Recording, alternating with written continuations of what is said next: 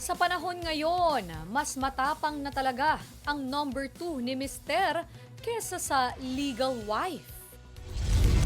Tulad ng dalawang bebot sa cellphone video na ito, na to the highest level kaagad ang bardagulan.